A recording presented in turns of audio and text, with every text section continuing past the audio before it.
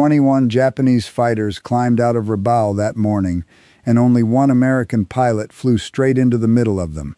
His name was Robert Hanson, 23 years old, 21 confirmed kills in 17 days, 1 week left before he was scheduled to sail home. The math that day made no sense. 8 Marine Corsairs against a fortress of 70 enemy aircraft, protecting 18 torpedo bombers that could not defend themselves. Every other pilot held formation. Hanson did not. He rolled his Corsair inverted and dropped straight into the enemy swarm, alone, outnumbered more than 20 to 1. What happened in the next 4 minutes would scatter a Japanese formation, save a squadron of bombers, and leave his own aircraft riddled with 47 bullet holes. He would land with his engine dying, his hydraulics gone, and half his controls shredded. Pilots on the ground would give him a nickname that followed him for the rest of his short life: Butcher Bob. But the real story is not just what he did in the sky over Rabaul. It is what he chose to do 3 days later, when he no longer had to fly at all. At 06:15 on January 30th, 1944, First Lieutenant Robert Hanson climbed into the cockpit of his F4U Corsair on the muddy strip at Piva North Airfield, Bougainville. The air still carried the damp weight of the tropical night, thick with the smell of aviation fuel, wet coral dust, and the faint rot of jungle pressing in against the perimeter wire. Around him, 18 Grumman TBF Avenger torpedo bombers taxied into position, their engines coughing black smoke into the gray dawn light, the sound rolling low across the airstrip like distant thunder that never quite arrived. Ground crews moved between the aircraft with flashlights, checking fuel caps, wiring, the last details that meant the difference between a man coming home or not. He was 23 years old. In the past 17 days, he had shot down 21 Japanese aircraft. In exactly 1 week, he was scheduled to board a transport ship bound for Pearl Harbor, and then home, to a country that had already started printing his name in newspapers he had never seen. The mission brief that morning was simple to describe and almost impossible to survive. 8 Marine Corsairs would escort 18 unarmed torpedo bombers into Simpson Harbor, the fortified anchorage at Rabaul, where Japanese intelligence had counted 70 fighter aircraft standing ready. Since November, the Marine Corps had lost 43 pilots over that same stretch of water and jungle. The Japanese knew every approach vector by heart. Radar stations crowned every hilltop around the harbor. Anti-aircraft batteries ringed the water like a fence of fire, so dense that pilots who had survived a run over Simpson Harbor described the sky itself as turning black and orange, the air shuddering with each burst. Hanson had flown this math before. He understood exactly what it meant, and he understood it the way a man understands a debt that never stops accruing interest, one flight at a time, one squadron mate at a time. He had arrived in the South Pacific in June of 1943, assigned to Marine Fighting Squadron 214, the Black Sheep Squadron. His first kill came on August 4th, a lone Kawasaki Ki-61 Tony over Vela La Vela, a quiet, almost accidental beginning to what would become one of the most violent flying records in the Pacific War. By the end of that month, he had 2 confirmed victories. Then came November 1st, over Empress Augusta Bay, during the landings at Bougainville. 6 Japanese torpedo bombers came in low over the water, aiming for the invasion beaches packed with Marines who had no cover and nowhere to run. Hanson attacked them alone. He forced 3 of the bombers to jettison their bombs before they could reach the shore, and shot down 3 more outright. In the middle of that fight, a rear gunner on a Nakajima B-5N2 Kate found his fuel tank with a burst of machine gun fire. Hanson brought his burning Corsair down into the ocean and spent 6 hours alone in a rubber life raft, the salt water stinging in every cut on his hands, the sun burning down without mercy through the long middle hours of the afternoon, watching the horizon, listening for engines, waiting to find out whether anyone had seen him go down at all. The destroyer USS Sigourney found him after dark, a searchlight sweeping across black water until it caught the small orange shape of the raft and the exhausted man inside it. He should have been finished by then. Instead, in October, he transferred to Marine Fighting Squadron 215, the Fighting Corsairs.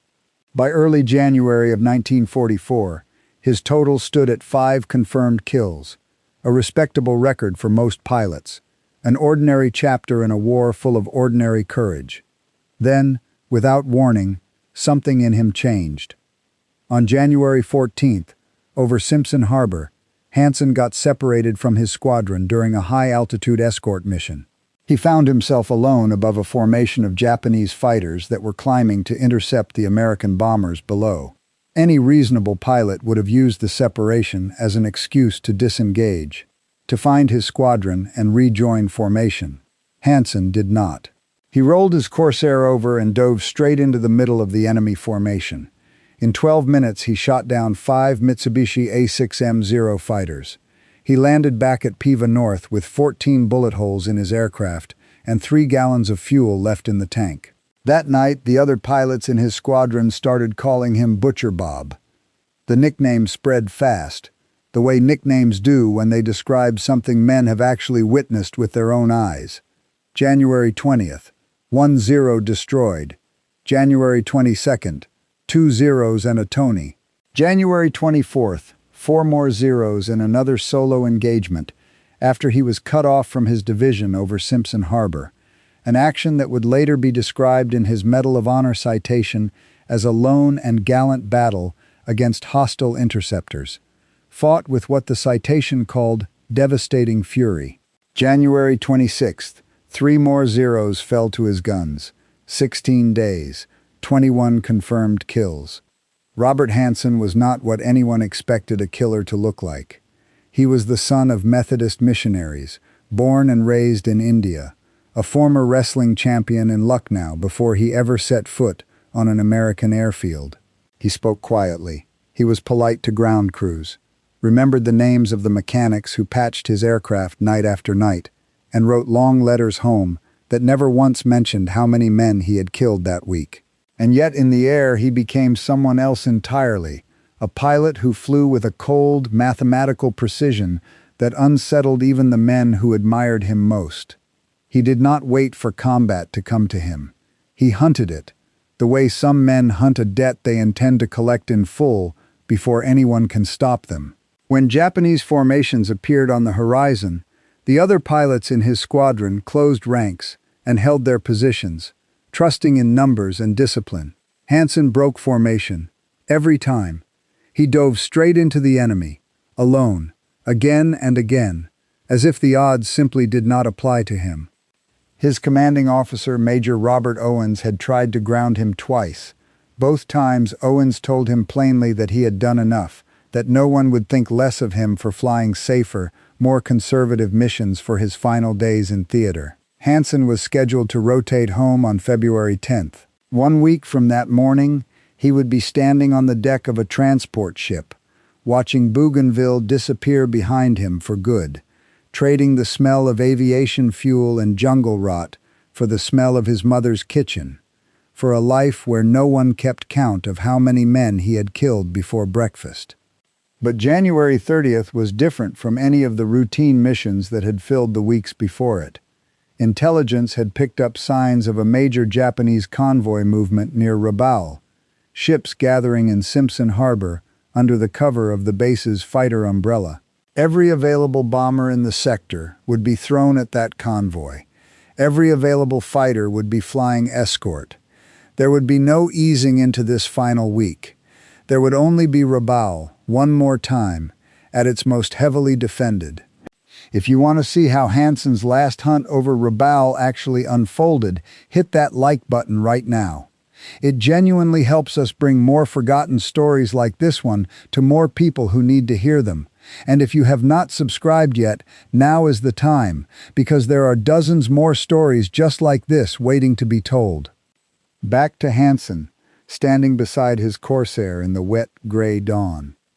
The briefing officer had marked the approach on the map in red grease pencil. The strike force would come in from the southeast. The bombers would hold at 12,000 feet. The fighters would fly high cover at 15,000. Expected enemy response, massive. The kind of word briefing officers only used when they meant it.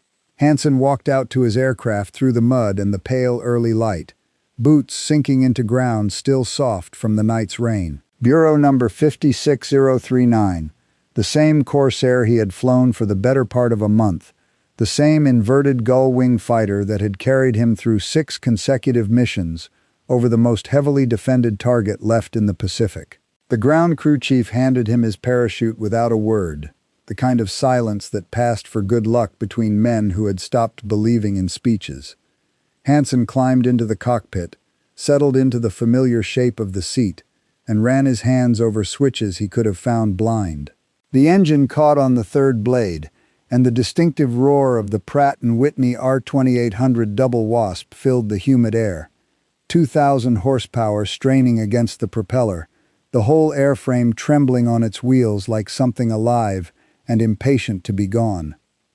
At 0648, Hanson taxied into position at the head of the runway. The Corsair ahead of him lifted off the strip and banked away toward the sea. Then it was his turn. The engine roared louder, the airfield fell away beneath him, and Bougainville's jungle canopy stretched out green and endless in every direction as he climbed to join the formation gathering above. By 0730, the strike force crossed the northern coast of Bougainville, 90 miles of open ocean stretching ahead of them toward Simpson Harbor. Hanson checked his ammunition, 650 caliber Browning machine guns, 400 rounds each, 2,400 rounds in total, every one of them accounted for and ready. Over the radio, the bomber leader called out the final approach vector. The Corsair pilots acknowledged, one after another, calm and clipped. Hanson switched to the squadron frequency. And then, somewhere ahead in the brightening sky, someone spotted them. 21 Japanese fighters, climbing hard out of Rabaul to meet the incoming strike, rising in tight, disciplined formation to intercept 8 Marine Corsairs and 18 defenseless bombers with nowhere left to run and no one left to call for help. The bomber leader's voice cracked over the radio, flat and urgent. Bandits, high, 12 o'clock, climbing. 8 Corsair pilots acknowledged in turn, their voices tight but controlled. Standard doctrine said hold formation, protect the bombers, let the enemy come to you, and meet them with concentrated fire. 7 of the 8 pilots did exactly that, tucking in tighter around the vulnerable Avengers below. Hanson rolled his Corsair inverted and dove. The other 7 held their positions. They had watched him do this before, and they understood the tactic even as it terrified them. One fighter would slash through the enemy formation, disrupt the attack before it could form, and draw the swarm away from the bombers and onto himself. It was tactically sound. It was also close to suicidal. 21 against 1 meant Hanson would likely be dead within 90 seconds of engaging. The Corsair accelerated through 400 miles an hour in the dive, the airframe shuddering with the speed, the ocean and jungle blurring together far below. Hanson picked his target, the lead 0 at the head of the Japanese formation. Kill the leader, scatter the rest. An old and brutal logic that had worked for him 17 times already this month. At 800 yards, the Japanese pilot spotted him, and the formation began, too late, to break and turn. Hanson had altitude. He had speed. The lead 0 grew larger in his gun sight. 600 yards, 500. The enemy fighter turning hard left in a desperate attempt to evade. At 400 yards, Hanson pressed the trigger, and all 650 caliber machine guns opened fire together. 6 streams of tracer converging into a single point at 300 yards, exactly where the 0 happened to be. The fighter shuddered, pieces tearing away from the engine cowling, black smoke pouring back across the fuselage. The 0 rolled over and fell into a spin that did not stop until it disappeared into the water far below. 1 down, 20 remained. Hanson pulled out of the dive at 5,000 feet, his speed carrying him straight through the scattering Japanese formation before they could reorganize. He reversed course and climbed. Below and behind him, 15 Zeros broke off to pursue the single Corsair that had just torn through their ranks, while 6 continued on toward the bombers, exactly as Hanson had gambled they might not. The tactical goal, at least in part, had been achieved. The formation was broken. The bombers had breathing room, but Hanson now had 15 Japanese fighters converging on his tail, and the nearest one was closing fast. At 280 yards, the lead Zero opened fire. Tracers streaked past his canopy, one round punching through the vertical stabilizer, another tearing into the left wing root. Neither hit was critical, but the message was unmistakable. Hanson pushed the throttle to maximum power, the engine screaming, and kept climbing, but the Zero was climbing faster, the gap closing yard by yard. At 240 yards, he snap-rolled hard right, a maneuver the heavier Corsair could execute faster than any Zero could follow. The pursuing fighter tried to match the roll and could not. Hanson came out of it already diving, already building speed, the distance behind him opening again. He leveled off at 3,000 feet and pulled the stick back, sending the Corsair into a near vertical climb, the airspeed bleeding away with every 1,000 feet gained. At the top of the climb, he rolled inverted and looked down. 14 Japanese fighters were scattered below him, across 5,000 feet of open sky, searching, no longer a formation at all but a loose scatter of individual hunters who had lost their target during his climb. The discipline that had defined them minutes earlier had come apart completely. Hanson had the one thing that mattered most in this kind of fight: altitude. He rolled right and dove on the nearest Zero, coming in from directly above and behind, the blind spot every fighter pilot feared. The Japanese pilot never saw him. At 300 yards, Hanson opened fire, all 6 guns hammering out 80 rounds a second into a space smaller than a bathtub. The Zero came apart in the air, the right wing folding upward, the fuselage splitting in two. No parachute followed it down. 2 down, 19 remained. But now every Japanese pilot in the sky knew exactly where the lone Corsair was. Tracers converged on him from 3 directions at once. Hanson hauled the stick hard left, the G-forces crushing him into his seat. 4G, 5G, the edges of his vision fading to gray at the corners. 3 Zeros pursued directly. He leveled off and accelerated to over 400 miles an hour, opening the distance, but 4 more fighters were climbing from below and ahead to cut off his escape, a pincer he spotted only at 800 yards. 7 Japanese fighters, 3 behind him and 4 ahead, all converging on a single American aircraft. Hanson pulled into another vertical climb, trusting the Corsair's superior power-to-weight ratio below 10,000 feet. The altimeter unwound upward. 8,000, 9, 10. The 4 Zeros ahead were still climbing to meet him, closing the gap. 700 yards, 600, 500. At 450 yards, both sides opened fire in the same instant, tracers filling the space between the converging aircraft. Hanson's rounds found the lead Zero's engine, and it rolled away trailing smoke and fire. 3 down, 18 remained.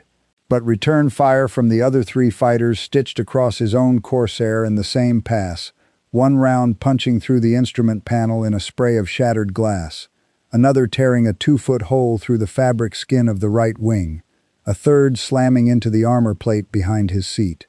The plate held. It was the only thing standing between Robert Hanson and the ocean below.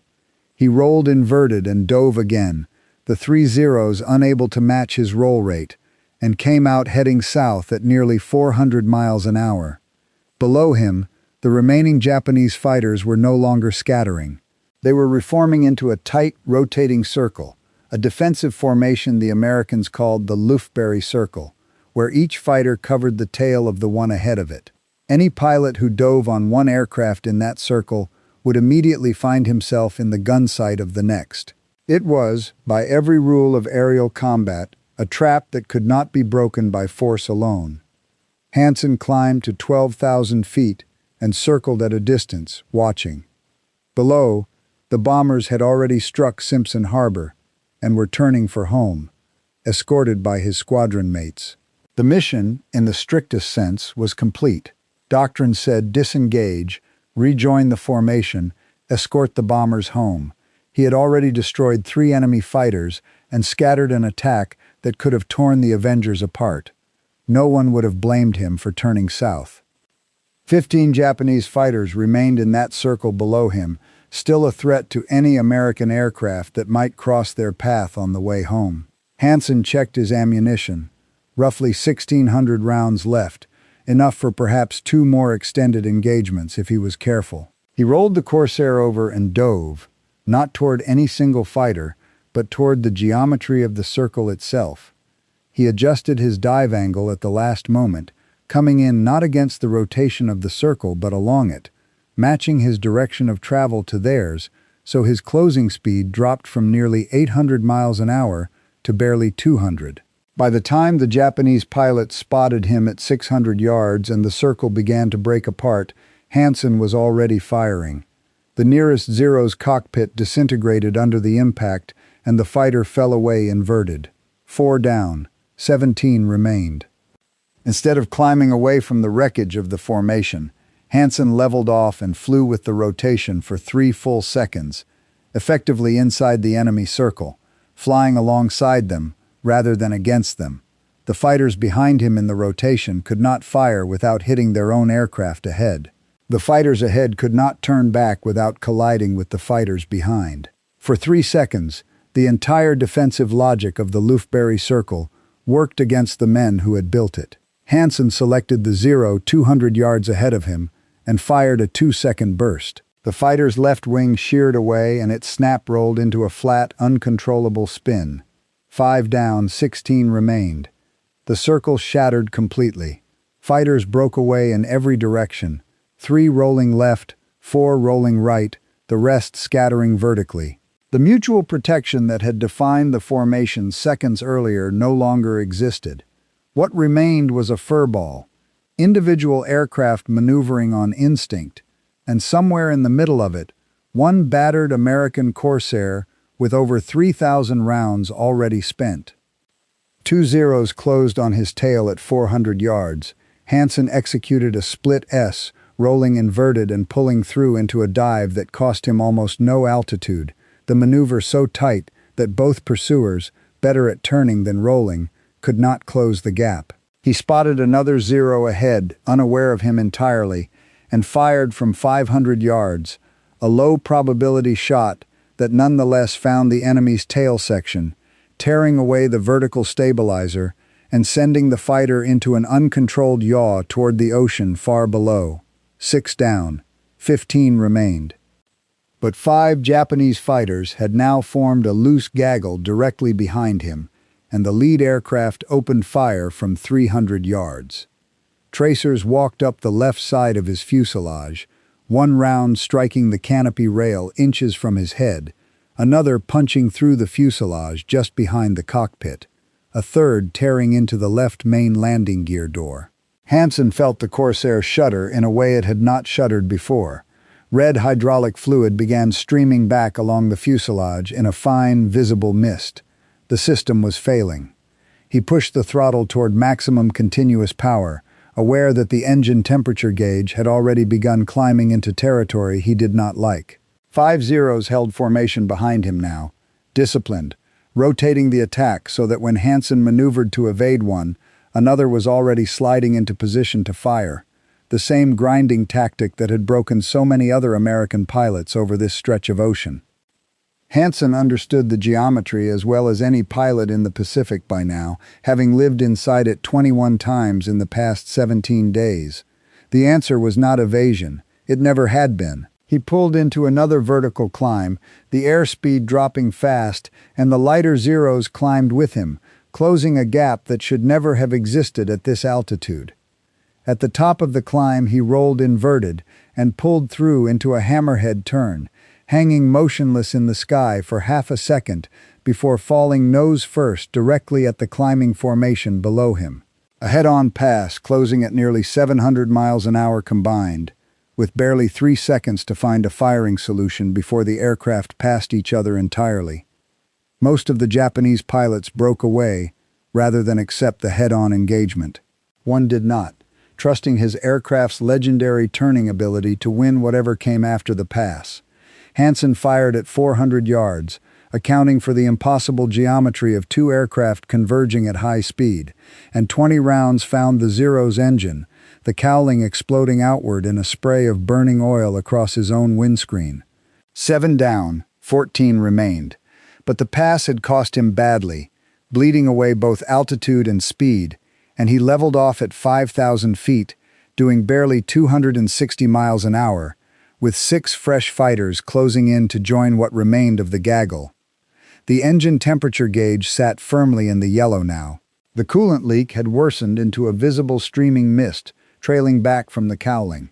Hanson climbed again, more gradually, at a shallow 30-degree angle meant to conserve what energy remained, and the 6 Zeros climbed with him, a disciplined pair leading 4 more in trail. At 8,000 feet he rolled right and dived, not to escape but to reposition, then leveled off and reversed course directly back toward his pursuers. The Zeros were stacked vertically below him, 2 pairs and a lead element spread across 1,000 feet of altitude. Hanson targeted the lowest pair at 600 yards, closing at nearly 700 miles an hour combined, both sides opening fire in the same heartbeat. His rounds tore into the right-hand Zero's wing root, and the wing folded away entirely. 8 down, 13 remained. But the left-hand fighter's return fire raked across his own right wing, 3 solid hits, fabric tearing away, metal twisting, and somewhere in that burst the aileron control cable parted with a jolt he felt through the stick itself.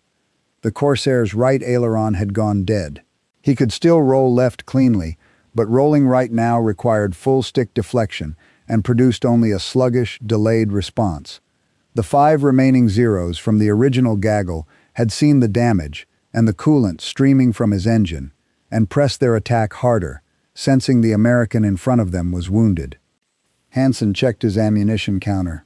Roughly 600 rounds left, enough for 1 more real engagement. The engine temperature gauge crossed into the red. The coolant system had lost too much fluid to sustain itself much longer, and he understood he now had exactly 2 choices. Reduce power and let the pursuing Zeros close the distance, or hold power and risk the engine seizing entirely over open ocean, 90 miles from the nearest friendly airstrip. He held power. At 2,000 feet he leveled out over open water, the ocean a deep, indifferent blue beneath him, white caps marking the swells far below. 5 Zeros closed to 300 yards. The lead fighter fired a long 4-second burst, 30 rounds, and Hanson rolled left, the only direction his crippled aileron would answer quickly, the tracers passing behind him, but the roll itself bleeding away precious speed he could not afford to lose. The engine temperature needle was pinned now, fully in the red, the coolant leak no longer a mist but a visible stream running back along the fuselage in the wind. He pulled into a defensive spiral, an attempt to force an overshoot from pilots who now had every advantage of speed, altitude, and numbers. At 4,000 feet he reversed the spiral, rolling left again, the damaged aileron cable groaning over the roar of the failing engine. 2 Zeros overshot directly in front of his nose, and Hanson fired a single 1-second burst at the nearest, 50 rounds shredding the fighter's tail section and sending it into a flat, uncontrollable spin toward the water. 9 down, 12 remained, but the burst had cost him ammunition he could not replace. 4 Zeros from the immediate pursuit reformed into a bracket, 2 on his left, 2 on his right, a trap with no clean answer. Turn left and the right pair had a clear shot. Turn right and the left pair did. Continue straight and both pairs converged on him at once. Hanson pulled vertical one final time, the airspeed dropping away, the controls growing mushy and unresponsive as the damaged aileron bled away what little authority remained. At the top of the climb he rolled inverted and dove, but this time not toward the Japanese fighters at all. Southeast, toward Bougainville, away from Rabaul entirely. The decision had already made itself. The aircraft was too damaged to continue. The engine was failing. The ammunition was nearly spent. Continuing this fight meant dying in it, and Hanson had never confused courage with a wish to die. The 4 Zeros pursued briefly, the gap opening behind him, until at 600 yards they broke off entirely and turned back toward Rabaul, low on fuel and unwilling to abandon a base that still needed defending. Hanson held his southeast heading, Alone now, the sky suddenly and strangely empty after everything that had just happened inside it. Airspeed 340 miles an hour. Altitude 3,000 feet. Bougainville lay 87 miles ahead, roughly 15 minutes at this speed, if the engine held that long. The temperature gauge remained pinned in the red. Oil pressure had begun falling, 70 pounds per square inch, then 65, then 60, dropping toward the 55-pound threshold where the engine would seize, the propeller would stop, and the Corsair would become a glider with barely 3 miles of range, not nearly enough to reach land. He eased back on the throttle slightly, sacrificing speed for whatever mercy it might buy the failing engine, and the oil pressure held, briefly, at 58 pounds. Below him the ocean stretched out empty, no ships, no rescue vessels, nothing but water, and the growing certainty that if the engine failed here, he would be as alone as he had been 6 hours in that life raft back in November, except this time there might be no destroyer searching the dark water for him at all. 10 miles from Bougainville, the oil pressure began falling again, 58, 56, 54, the bearings running dry, metal grinding against metal in a way he could feel through the airframe. The coastline appeared ahead, green jungle and white beach, and beyond it the runway at Piva North, close enough now to see the dispersal areas where his squadron mates were already landing, safe, unaware of what was happening in the sky behind them. At 50 pounds, the engine began to knock, a deep, rhythmic hammering that meant a cylinder was failing outright. 5 miles from the runway, Hanson keyed his radio and transmitted, his voice flat and economical. Aircraft damaged. Engine failing. Requesting priority landing. The tower answered immediately, already rolling fire trucks toward the approach end of the strip, standard procedure for any aircraft calling in like that. The oil pressure fell to 42 pounds. The engine hammered violently now, multiple cylinders misfiring in a ragged, uneven rhythm, the entire airframe shaking with it. Hanson dropped his landing gear, only to find the hydraulic system had failed completely, and pulled the emergency manual extension handle instead, watching 3 green lights appear on the panel one after another. The mechanical backup had survived where everything else had not. He crossed the coastline at 1,000 feet, the airfield 2 miles ahead, the runway clearly visible, fire trucks already rolling. At 38 pounds of oil pressure, the engine seized entirely. The propeller stopped turning. The hammering ceased all at once, replaced by a silence that felt, after everything that had come before it, almost peaceful. The Corsair was now a glider, descending at 800 feet a minute, 1 mile from the threshold, 900 feet of altitude remaining, roughly a minute left in the air. Hanson adjusted his glide path with the small, precise corrections of a man who understood exactly how little margin he had left. Too steep and he would fall short. Too shallow and he would overshoot into the jungle beyond the strip. At 500 feet he was aligned with the runway centerline. At 200 feet the approach was stable. At 100 feet he flared the descent at the last possible moment, and the main gear touched down 140 feet past the threshold. The dead Corsair rolling to a stop 800 feet down the strip, surrounded within seconds by fire trucks and ground crew, who had watched the entire silent approach with their hearts in their throats. Hanson shut down what remained of his systems and climbed out onto the wing, and it was only then, legs unsteady beneath him, that he had time to actually look at the aircraft that had carried him home. It looked as though it had flown through a metal shredder, 47 bullet holes across the fuselage and wings. The right aileron hanging by 2 frayed cables. A 3-foot section of fabric torn away from the left wing. The engine cowling blackened and cracked, oil coating the right side of the fuselage in a thick, dark sheen. The vertical stabilizer alone had taken 6 hits. The rudder had 4 more. The ground crew moved over the wreckage with chalk, marking each impact point, photographing the damage for the maintenance log that would decide whether Bureau number 56039 could be repaired or written off. An intelligence officer arrived with a clipboard, asking the questions that always came after a mission like this one. How many enemy aircraft encountered? How many engaged? How many destroyed? Confirmed or probable? Hanson answered quietly and reported 9 enemy fighters destroyed. The claim went into the record, but claims alone meant nothing without confirmation. Gun camera footage, witness testimony, wreckage verified. The other 7 pilots, already back on the ground, gave what statements they could, having seen Hanson dive alone into the formation and scatter it, but the fight had been too fast and too far away for exact counts. That afternoon, the gun camera film was reviewed frame by frame. 3 kills appeared with total clarity. Cross-referenced against witness statements and intercepted radio traffic, intelligence confirmed 1 more. 4 victories, officially credited, 2 zeros and 2 tojos. The other 5 claims were downgraded to probables, and probables did not count toward a man's official score.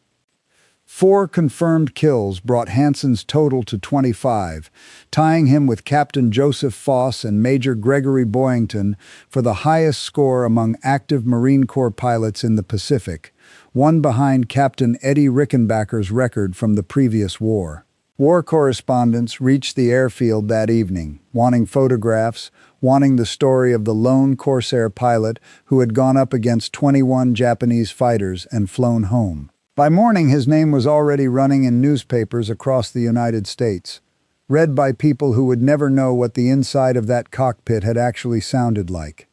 That night, the squadron held an informal celebration, the other pilots calling him the hottest fighter pilot in the entire Allied South Pacific. Major Owens presented him with an unofficial certificate naming him the top-scoring Corsair pilot in theater, then pulled him aside and reminded him he was still scheduled to rotate home in 9 days. February 10th, a transport ship to Pearl Harbor, and then, finally, the United States. No more missions. Hanson acknowledged the order, thanked his commanding officer, and walked back to his tent through the dark, saying nothing else about it at all. February 3, 1944 began with clear skies over Bougainville, the kind of morning that gave no warning of what it was about to take. The rains that had soaked the airstrip for weeks had finally broken overnight, and the ground crews moved through the pale early light with an ease that had been missing from every previous mission that month, the mud finally firm enough underfoot to walk without sinking. The mission brief that day was, by the standards of the past 2 weeks, almost routine.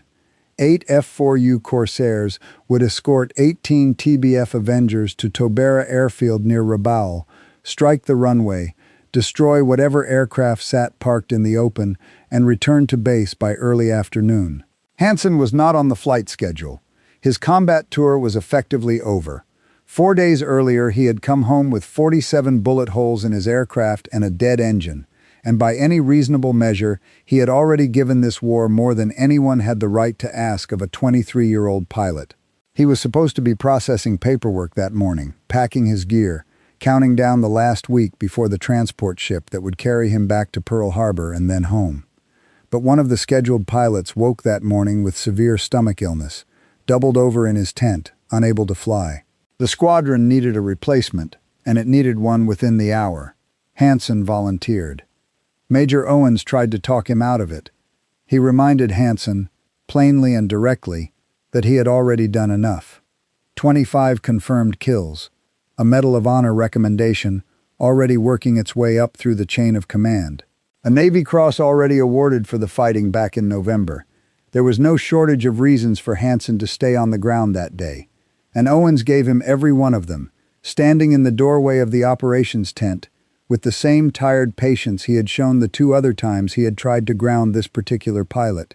Hanson listened without arguing, the way he always did, and then he said the squadron was short 1 pilot, and he was available, and he was qualified, and he intended to fly. Owens looked at him for a long moment, searching for some sign of hesitation that never came, and then signed the authorization. Bureau number 56039 had been repaired in the 4 days since its last flight. The engine replaced, the shredded aileron rebuilt, the 47 bullet holes patched over with new fabric and fresh paint. The aircraft that had barely carried him home from Rabaul was, on paper at least, airworthy again. At 0720, the formation lifted off from Piva North and turned northeast, following a route Hanson could have flown with his eyes closed by now, across the Bougainville Strait, past New Ireland, curving in from the southeast toward Rabaul one final time. The strike itself went almost exactly as planned. The Avengers dropped their bombs across Tobera Airfield, and secondary explosions rolling up from the impact points suggested they had found a fuel storage area. The Corsair escort met 15 Japanese fighters rising to intercept and shot down 3 of them without losing a single American aircraft. By any measure, it was a clean, successful mission, the kind that ended with every pilot going home to write an ordinary letter about an ordinary day, the kind of mission that should have marked the quiet, forgettable end of Robert Hanson's time in the Pacific. The formation turned southeast for the return flight, following the coastline of New Ireland toward Cape St. George, the southern tip of the island where a white lighthouse stood over the water, its black cap visible for miles in the clear morning light. The Japanese used the lighthouse as an observation post, its elevated view feeding reports back to anti-aircraft crews and radar stations scattered across the hillside below it. As the formation crossed Kabanga Bay, Hanson broke away from the group. He dove toward Cape St. George alone, the lighthouse growing larger beneath him, white stone and a black roof against the green hillside and the blue water beyond. The other pilots saw him go and called out over the radio, asking what he was doing, telling him to rejoin the formation. Hanson did not answer. Whatever reasoning moved through his mind in that moment, whether it was the same restless hunger that had sent him diving alone into 21 Japanese fighters 4 days earlier, or something quieter and more personal that no one would ever fully understand, he was already committed to the attack, and he was not turning back. At 1,000 feet, Hanson opened fire on the lighthouse. His .650 caliber machine guns raked the stone tower, and chips of white masonry exploded outward where the rounds struck home, windows shattering along the length of the structure.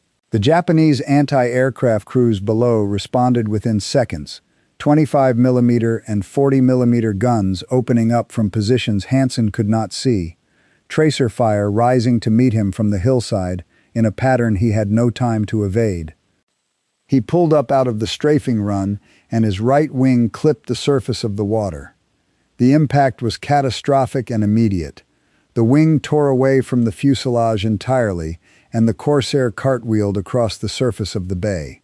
Hanson fought the controls, trying to level what remained of the aircraft, and for one impossible second it seemed to work, the remaining wing generating just enough lift to carry the crippled fighter briefly upward, 50 feet, then 100. Then the fuel spilling from the torn wing ignited, and a fireball engulfed the aircraft. The blast wave shattered the canopy. The fuselage twisted violently in the air. For one more second, it appeared Hanson might somehow still bring the burning wreck down onto the water in something close to a controlled landing, the Corsair nearly level, its descent rate slowing. Then it snap-rolled inverted and struck the ocean at roughly 140 miles an hour. The aircraft disintegrated on impact, wreckage scattering across 200 yards of open water. The fuselage sank almost immediately. No parachute opened. No life raft appeared on the surface. No transmission ever came over the survival radio. Major Owens, who had turned back to watch over Hanson's solo attack, circled the crash site for 15 minutes, searching the water below for any sign of him, and found only drifting wreckage and a slick of burning fuel spreading slowly across the bay. The War Diary entry for Marine Fighting Squadron 215 that evening was brief, almost unbearably plain against everything that had led up to it. Lieutenant Hanson did not return from this hop. Robert Murray Hanson was 23 years old. He died one day before his 24th birthday, 7 days before he was scheduled to board the transport ship that would have carried him home for good, to the country and the family that had already begun celebrating a homecoming he would never make. He was posthumously promoted to captain and awarded the Medal of Honor, alongside the Navy Cross and Air Medal he had already earned in 6 months of combat over the South Pacific. His name is inscribed on the wall of the missing at the Manila American Cemetery, one name among thousands who were never recovered from the waters and jungles of that war. In 1945, the Navy commissioned a destroyer, USS Hanson, in his honor. In 1968, the Marine Corps Aviation Association established the Robert M. Hanson Award, given every year since to the finest Marine fighter attack squadron in the Corps. The award still exists today. His official record stands at 25 confirmed victories, making him the second highest-scoring Marine Corps fighter pilot of the entire war, and to this day, the top-scoring pilot to ever fly the F4U Corsair. But the 4 kills credited to him on January 30th were never the whole story of that morning. Gun camera footage was incomplete. Witness statements were fragmentary, gathered from men who had themselves been fighting for their lives in the same chaotic sky. Some historians who have studied the record since believe his true total that day and across his career was higher still, perhaps 27, perhaps closer to 30. The exact number is lost with him, somewhere in the water off Cape St. George, and it will likely never be recovered.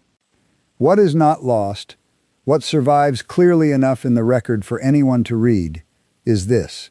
On January 30th, 1944, one Marine pilot in one damaged Corsair flew alone into a formation of 21 Japanese fighters over the most heavily defended target in the Pacific. He broke their formation apart, protected 18 bombers and the men inside them, shot down at least 4 enemy aircraft by the strictest official count, and brought his shredded, dying aircraft home on an engine that failed before he ever reached the runway. 4 days later, with nothing left to prove and every reason in the world to stay on the ground, he volunteered to fly one more time. He did not come home from that one. If this story moved you the way it moved us, hit that like button right now.